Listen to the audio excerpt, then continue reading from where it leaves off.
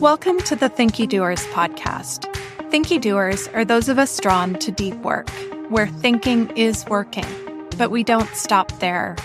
We're compelled to move the work from insight to idea, through the messy middle, to find courage and confidence to put our thoughts into action. I'm Sarah Lobkovich, and I'm a Thinkydoer. I'm here to help others find more satisfaction, less frustration, less friction, and more flow in our work. My mission is to help changemakers like you transform our workplaces and world. So let's get started. Welcome back, friends. We're continuing this week on the theme of mental health support, but today we're going back to basics. This episode was intended as a bit of a mindfulness basics episode, but don't hit skip when you hear the word mindfulness. My guest is here to share information and practices specifically for those of us who might have struggled with mindfulness practices, or even mindfulness instruction in the past. We don't just talk about meditation here. And I have to say, this was intended as a basics episode, but I think there's something here for everyone, including those of you listening who already have a solid mindfulness practice. Before I introduce our guest for today, a quick note. I'm hosting an 8-week series of free Friday morning sessions I call Goal Fridays. This series is at 9 a.m. Pacific, noon Eastern, and you can join live on YouTube or LinkedIn, although, to be honest, LinkedIn's a bit more buggy, so YouTube's a bit more of a sure thing. Each session is on a specific topic. We started with a practice for refocusing when you're overthinking. Next up, we're going to tackle overdoing. And then from there, we dive into some special topics around objectives and key results, or OKRs, the goal methodology I work with closely.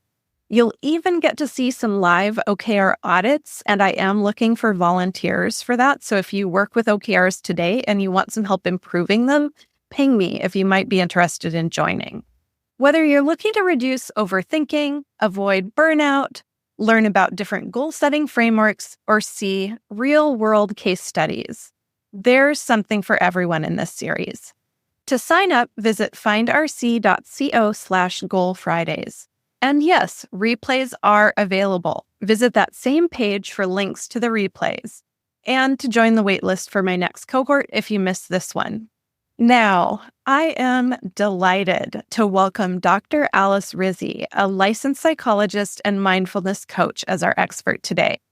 Dr. Rizzi shares practices for high achievers, perfectionists, and overthinkers to create some calm and balance in our hectic lives.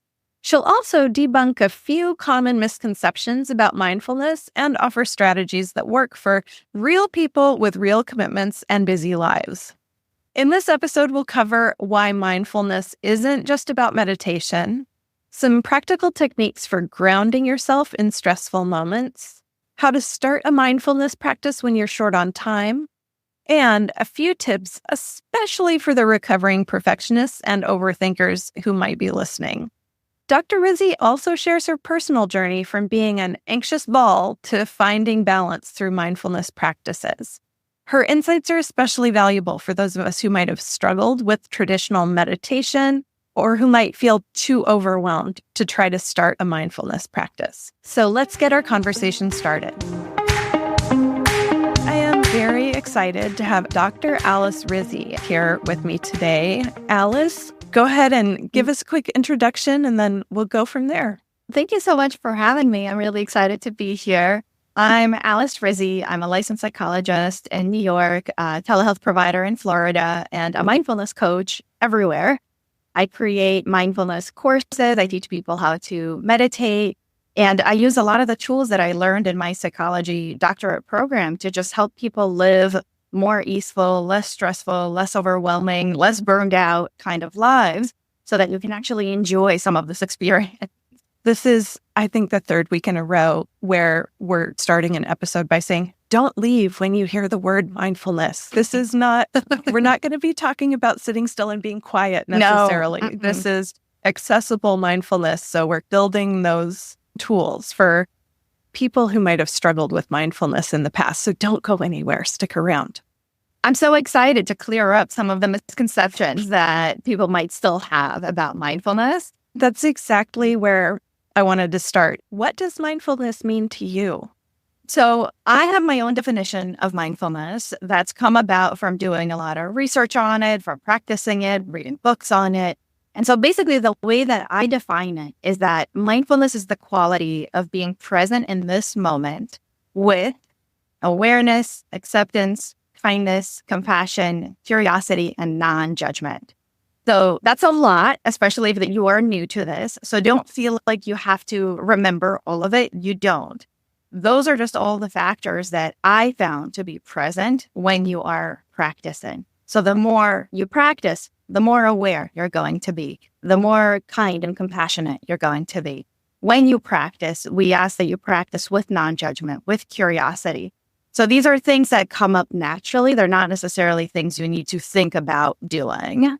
I am now in love with that sequence of words because it also perfectly describes the mindset that folks benefit from when using the type of goal setting that I work with. So I keep finding new elements of the goal setting practices I work with, but I had not thought of it as a mindful goal setting practice. And I'm like, wow, that's actually the same sequence of words. That's cool. It sounds like that's exactly what it is. It sounds like you teach folks to set goals in a mindful way, which is actually a lot of what I do as well. And I talk about values a lot and making sure that people are setting values-based goals rather than emotion-based or fear-driven ones. So cool. That just gave me goosebumps. I'd just love to hear you talk a little bit about what was your journey? Where did you start in mindfulness? And then how have you gotten to where you are? Yeah, absolutely. Okay, so I'm going to try to touch on all of those points, and we can always go back if we need to. But this idea of mindfulness versus meditation is something that I talk a lot about because you can do mindfulness practices and you can live a mindful life without necessarily sitting still and just paying attention to the breath. That is one type of a meditation practice, and there's hundreds, if not thousands, of other ones. So mindfulness meditation is also different from other forms of meditation. Again, one form of it could be sitting still with your eyes closed, paying attention to the breath, but that's just one practice. It doesn't encapsulate all mindfulness meditation and definitely not all meditative practices. Right there, you're challenging. There's not even, aside from there being no one way to practice mindfulness, there's not even no one way to practice meditation. There are a host of practices to experiment with. So if you're someone who has struggled with finding a mindfulness or even meditation practice that's worked for you, this is an encouragement to keep trying. Yeah, and we'll talk about different types of practices as well. But I guess just to give people an idea now, like you can do like a meditative mindfulness practice that is around walking or eating or touching an object or smelling something. There's so many different ways to use your senses, especially in order to be mindful. And that can be like a formal mindful practice that can have meditative qualities, but is different from how folks typically picture like meditation, like where you're sitting with your legs crossed, closed eyes like this. Like it really doesn't have to look like that. It can look like doing the dishes in a mindful way. And that could be your practice for today. It could be folding your laundry mindfully. And when I say that, using those factors, like you're doing it with awareness, with acceptance, in essence, you're being intentional about whatever it is that you're doing. That's what helps you be present. That is a mindfulness practice. And all a mindfulness meditation is a designated time that you choose to practice being mindful. So I can choose to sit on the couch for 5 minutes, breathing mindfully, or I can choose to take a 5-minute mindful walk outside where I pay attention to my senses. Both are still mindfulness. Both are still valid practices. You touched on there are lots of different ways to practice mindfulness. You're familiar with my listeners, so we skew introverted, not all introverted, but we definitely skew introverted here. Lots of folks who are neurodivergent, lots of folks who might feel like they're just wired differently are my listeners. So tell me a little bit about mindfulness for folks like that who might be listening. So let me back up just a little bit because I do want to answer your question about my particular journey with mindfulness meditation. Yeah. Because I think that will be helpful. So I was first introduced to mindfulness as a concept in undergrad. I was about 20 years old. And it just sounded really interesting because I was introduced to it through the more like traditional way of describing it, like where you can achieve inner peace. And that sounded really appealing to me. In school, I was commuting a lot. There's family drama, relationship drama, all the things that a 20-year-old goes through. And so this idea that this one concept or principle or practice can help me achieve inner peace, I was like, ooh, cool. Let's see what it's about. So I started doing more research on it, and I ended up taking my psychology doctoral program specifically because they had a mindfulness research team. So that started my formal journey into mindfulness. And as part of this research team, we met once a week, and we would start every meeting with a 5, 10, 15-minute mindfulness practice. And so that's also one place where I learned different ways to practice mindfulness. Now, the person who was facilitating the team, it was the professor. She also ended up being my dissertation chair, the person that supervised my dissertation project over the course of 4 years. And so I ended up doing my dissertation on mindfulness and on meditation. So I dove even deeper into the research. But the reason I mention this is because the person that was supervising me was very insistent that I had to experience like true mindfulness meditation for myself. And so what that meant is that not only was I practicing it daily, I needed to have like my own meditation practice, but I also had to attend a mindfulness-based stress reduction course. So that's an 8-week course where it's like a 2.5 hour group that you attend to weekly for 2 months. And you do these formal, like 45-minute, 50-minute meditative practices, which I will say, even back then was super boring. And to be honest, I still find boring now. Most of the time, I am not the type of person who would choose to sit still for 45 minutes. And what helped me get so attached in a healthy, fun way to mindfulness is that I didn't have to do that. I didn't have to sit still for 45 minutes. I started my daily practices like walking to and from class and like noticing what I could see around me. There would be a grassy hill and I would sit on the hill and I would close my eyes for a few moments and take a few deep breaths or listen to the birds chirping or watch people walk by and just notice what I notice. And I would literally take 30 seconds, 2 minutes, 5 minutes, and then I would go on with the day.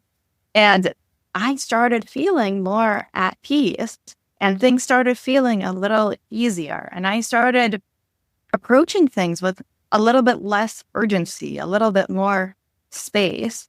And so that's when I started realizing that even taking just that 30 seconds or those 3 deep breaths made me feel a lot better and made me start approaching other things in my life with that intentional, present quality that we were talking about. So I was becoming kinder, less judgmental, more compassionate. And it's all because I was taking those brief moments of mindfulness any way I could. I'm glad you brought up mindfulness-based stress reduction, and partly because a lot of folks who wrestle with some of the things my listeners do might have had chronic stress and been told, meditate. Or if it, at worst, might have been told, start meditating. And that's it. That's the only guidance they get. Or at best, said, do this mindfulness-based stress reduction sequence. And I think what's really important for people to hear in what you just said is if those are the only 2 things we're being offered, there's lots more out there. If those 2 concepts don't help you resolve your chronic stress or whatever else you are seeking help for, then keep trying. Find someone who can help or find a resource who can help. Yeah, because I even remember back in the day going to those 8 classes, like that was stressful. It was a lot of effort for me to actually just show up to those things. I had to drive. It was like between the crazy commuting that I was already doing. So that was a challenge in itself. But then the homework was to practice these meditations for 45 minutes every single day. And I was commuting, I was in class, I was working on my dissertation. At times I was like, I had a job, there was family, and there was so much going on. And it was difficult to commit to even showing up for that 45 minutes every day. I'm not perfect. I don't advocate everybody or anybody can be perfect. So we do what we can. And so maybe some days that looked like 20 minutes. Some days that looked like 5 minutes. Some days I really did show up for the 45 minutes. And a lot of times I fell asleep during that time. So again, it's like part of this is giving yourself permission to show up imperfectly and just to do what you can. Because again, you are approaching this present moment, however the moment is. So sometimes the moment is really boring. Sometimes you're really tired. Sometimes you find yourself judging everything that you're doing or everything that's happening to you. You have those days where you're just super irritable and nobody could say anything the right way. You can't do anything the right way. Everything just feels like it's blowing up. But you can always take 3 minutes to look out the window and take a couple of deep breaths. And if even 3 minutes is hard, just take 3 breaths. Just start with 1 breath. One thing that I always teach my clients is that it's better to do 30 seconds every day than even sit for 10 minutes once a week, because that once a week isn't going to give you what you're looking for. But actually, those few moments that you take every day will. You just got us to my next question. I know when we chatted before, you had some specific ideas around overthinkers. So we'll come back to that in just a minute. But there are 2 things I want to ask you about, since you mentioned perfectionism and that challenging our all or nothing thinking when we're thinking about our practices. Do you have any special tips for people who might have that all or nothing wiring or that perfectionism streak? Anything you would tell them when they're getting started with the mindfulness practice? There's a lot I would tell them. I have an entire program of things I would tell them. I think firstly is have some self-compassion. Meet yourself where you are at. Be kind with yourself. Be gentle with yourself. Step 1 is acknowledge that you're only human. Every single one of us is only human. And that's why perfectionism, you can't keep chasing it because that just is going to lead to unhappiness. But you can start where you are now. And where you are now actually is perfect. And I say that because it can't be any other way. Therefore, it must be perfect the way that it actually is, because that's how it is. So even just like approaching things from that way, hopefully can give a little bit more ease and spaciousness and grace for you. But then remembering too that like awareness is a really big component. When people start being mindful, you start by just being aware of your surroundings, aware of your relationships, aware of how you do things. And the 3 questions that I always encourage my clients to start with, whether they meditate or not, is to ask yourself at least once a day, what am I thinking? What am I feeling? How does my body feel? Because so many people have no idea. They're so used to, oh, hi, how are you? I'm fine. How are you? Great. Moving on. But in that moment, nobody is actually checking in with how I actually am. Which is why so many individuals, especially like the high achievers, the ambitious folks, the perfectionists among us, I call myself a recovering perfectionist because I still sometimes get carried away with that mindset. And I have to remind myself, Alice, whoa, slow down. What do you actually want in this moment? What do you actually need in this moment? And if I can't answer that, what was I thinking just a second ago? How is that making me feel? What can I feel in my body? Is there like tingling somewhere? Is there pressure somewhere? How is my breathing even, right? Because I might be like, why am I so stressed? I don't understand. And it's because I'm breathing like this. And it's like you're hyperventilating. And of course you're feeling stressed and anxious and overwhelmed. And if even in that moment, if you just one long inhale, one long exhale, and you can notice, oh, wow, I was breathing really heavily. My shoulders were up to my ears. My chest felt really tight. Something is making me anxious. I recognize that's a sign that I might be anxious and overwhelmed. What's going on in my day that I might be feeling that way? Oh, I just got 15 messages from my boss, or my coworker has been bombarding me with questions all day, or the kids' school called and they need me to pick them up, but I can, and like my partner can't. I have so many demands and responsibilities. It makes sense why I'm feeling this way. What can I do to help ease some of that pressure? Again, mindfulness can just help you take that pause to even just realize this is how I'm feeling right now. This is what I'm thinking. And this is everything that's impacting that before you ever move on to the next step. Your question isn't, where do I feel this in my body? It's a check-in with your body, because the where do you feel this in your body question isn't accessible to a lot of us. But when you said, my shoulders are scrunched up, I was like, oh, I can notice that in my body. Like, I might not notice my feelings in my body, but I can feel if my shoulders are tense or my jaw is tense or my hip hurts. And it feels to me like that's kind of a baby step toward having more somatic awareness or more body awareness. Absolutely. Again, we start wherever you are. If it's easier for you to notice, sort of like even like physically see where your body is, that can be helpful, because so many people don't realize that they're walking around like this. Or you might be sitting at your table and you're like this, and you might not even realize that you're doing that until somebody asks, oh, why are your fists all balled up? And you're like, oh, I didn't even realize I was doing that. Or you notice, oh, my shirt is sweating. Why am I sweating profusely? That's where you can start. You notice what you notice. And then a part of the practice, especially when you're working with somebody, is I ask more of those fine-tuned questions. Like, what parts of your body do you tend to notice first? So many people might notice their chest, their stomach, their throat. For some people, the first, I notice like tingling in my fingers, or I notice that my feet are scrunched up, or I'm noticing like a headache coming on, or my ears are burning. And then you can build up to, okay, you told me that you're feeling overwhelmed. Where is overwhelm located in your body? Or you feel frustrated. Where does frustration show up in your body? But like you said, sometimes it takes a little bit before you can get there. Yeah, that's really helpful. So then you also have some tips for overthinkers, which we might have a few of. Yes. Listening. So the overthinkers are the people who are always like, why am I feeling that way? I shouldn't be feeling that way. Do I look like I'm feeling this? You almost are you're hyper aware, but you're also hypercritical. The overthinkers tend to be really hard on themselves. They tend to judge themselves. I don't know necessarily if like scientifically it overlaps with introversion, but I think the introverts among us, which I definitely am, we tend to spend more time by ourselves recharging. And what do you do when you're by yourself? You think.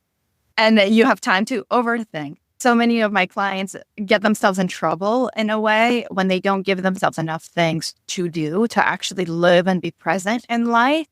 It's like when they're homesick that all of the different thoughts come and they start like spiraling. Or even when they go on vacation, they can't relax because their brain is thinking about everything they left behind at work or everything they're going to have to get to when they come back. And it's hard for them to even relax in the moment. So that is actually when it is important to do more of those somatic practices, the body practices, to shift some of that energy from everything going on in your mind to either things that are going on in your body or things that are going on in the environment. I'm sure a lot of your listeners are familiar with grounding practices. So grounding practices are basically those exercises that help you be more present and grounded in your current reality. One brief definition, or I'll give you an example of a concept that people refer to as time traveling. So our minds, especially the overthinkers, we time travel a lot, and we either travel into the past or we time travel into the future. We don't spend as much time in the present as we think we do. So every time you think, oh, I should have done that. Why did I say that? What did she say to me? Why did she think that about me? That's happening in the past. And then when you're thinking about, oh, what am I going to do? And I have laundry to do. And then I'm going to have to go on that vacation and I have to make sure I pack the kids. And are we going to have enough to eat? And did I save up enough money for that? How am I going to be able to afford that? I know the debt that I'm going to accrue and then the creditors are going to come after me. That's all in the future. So you're time traveling. You're not actually here right now. Is this sparking something in you? Observing? Yeah, Alice is observing my body language on the video right now.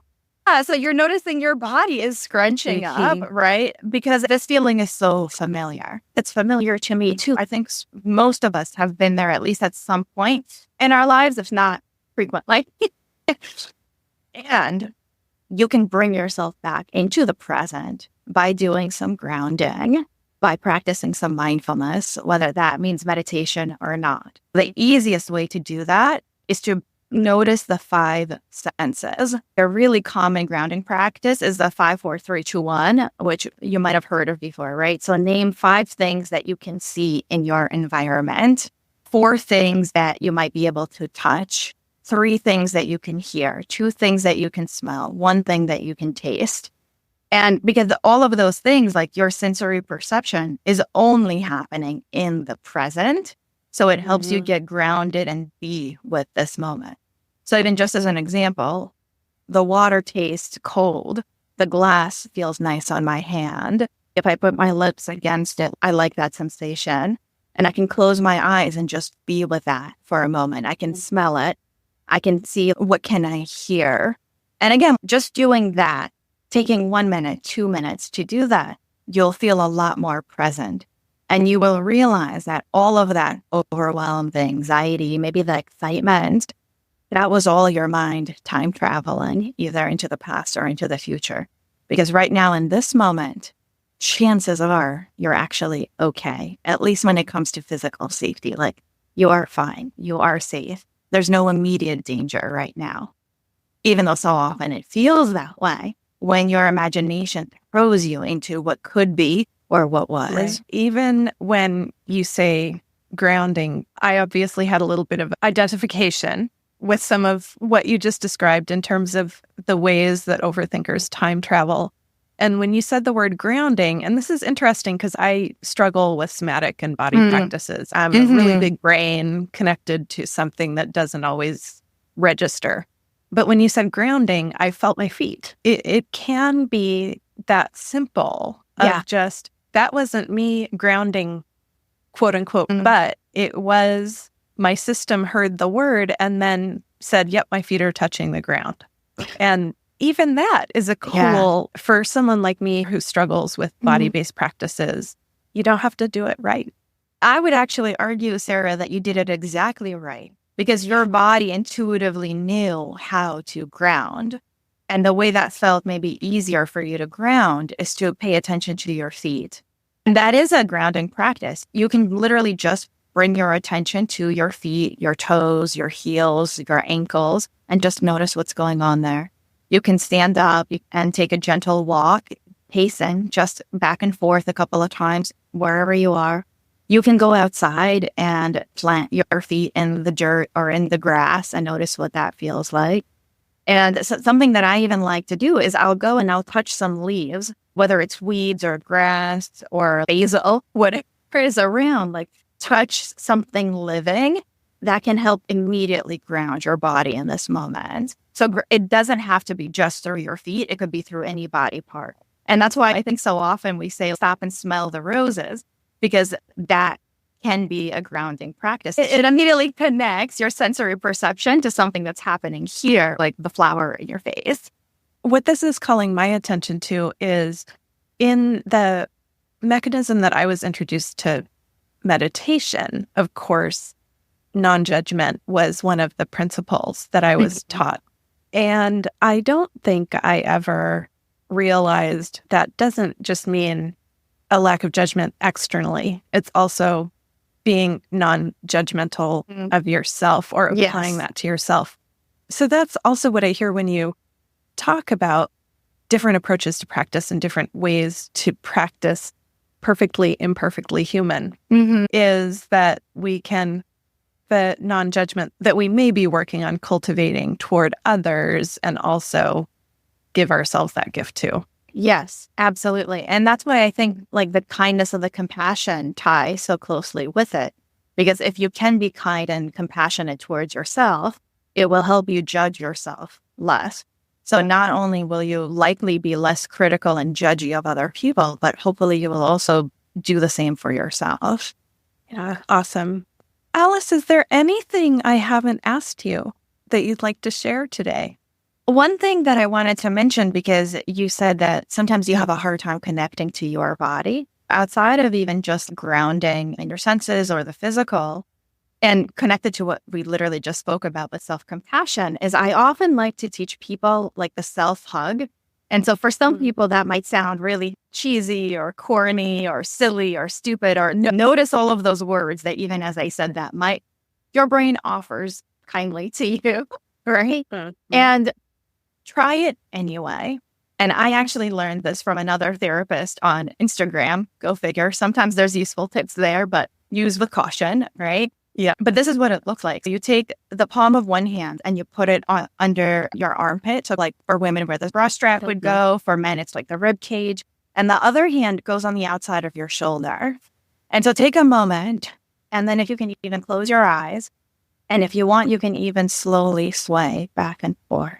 And you can even move one hand a little bit up and down your shoulder. And I don't know about you, but my breathing immediately slowed down and my voice immediately slowed down because there's something just so soothing and comforting about this. So Sarah, you can open your eyes, but literally doing this for just 10 seconds has such an immediate grounding and soothing and compassionate effect. I immediately feel my own presence with myself. I am here and I offer myself this kindness, this gentleness, this love in this moment. It's really cool. I think when people hear self-hug, they think like woo-woo emotion. But when I just practiced that with you, what I felt was physical compression, and that felt good to my body. It regulates your nervous system, literally. And it's so immediate. It's mind-boggling how quickly it can work.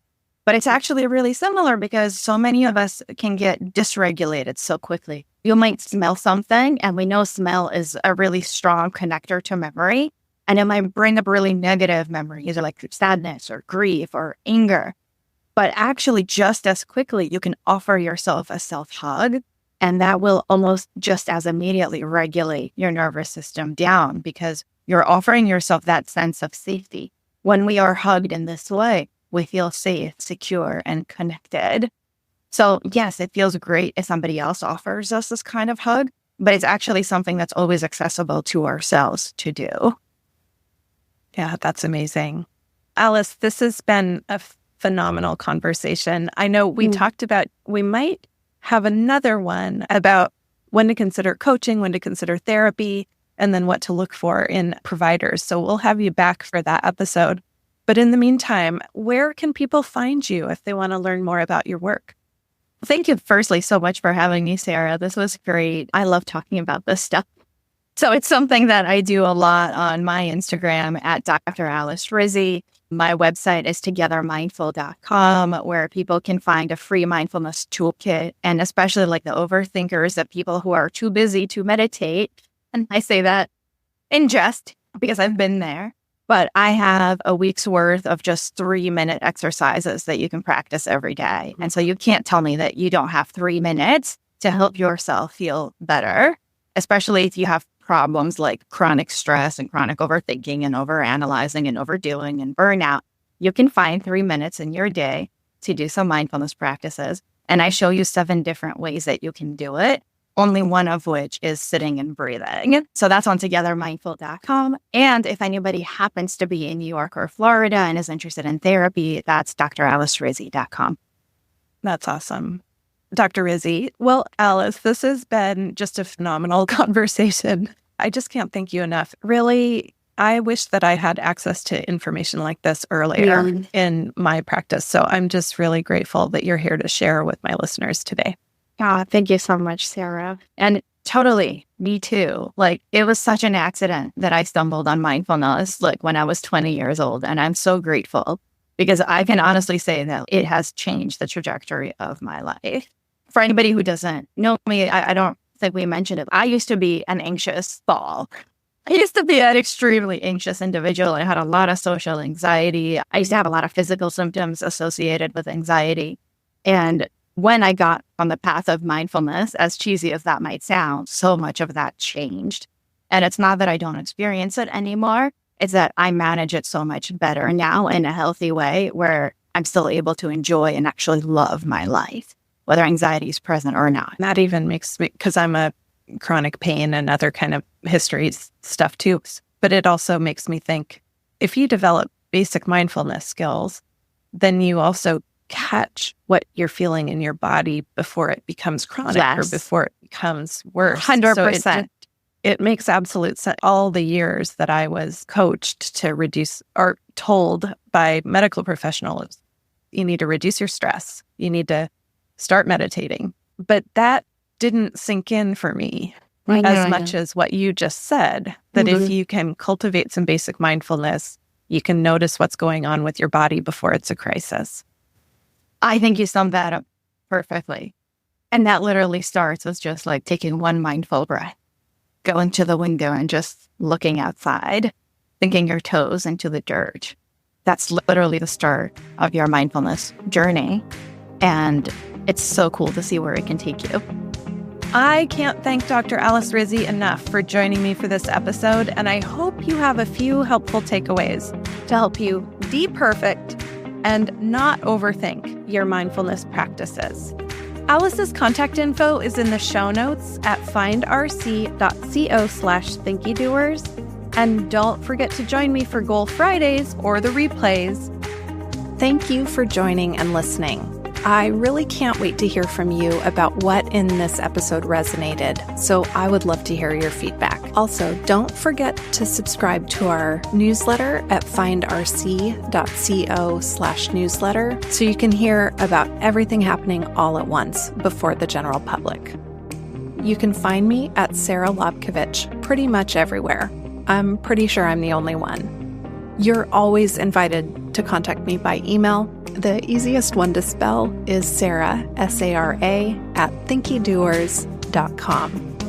If you have other Thinkydoers in your work world, please pass this episode along. We really appreciate your referrals, your mentions, your shares, and your reviews.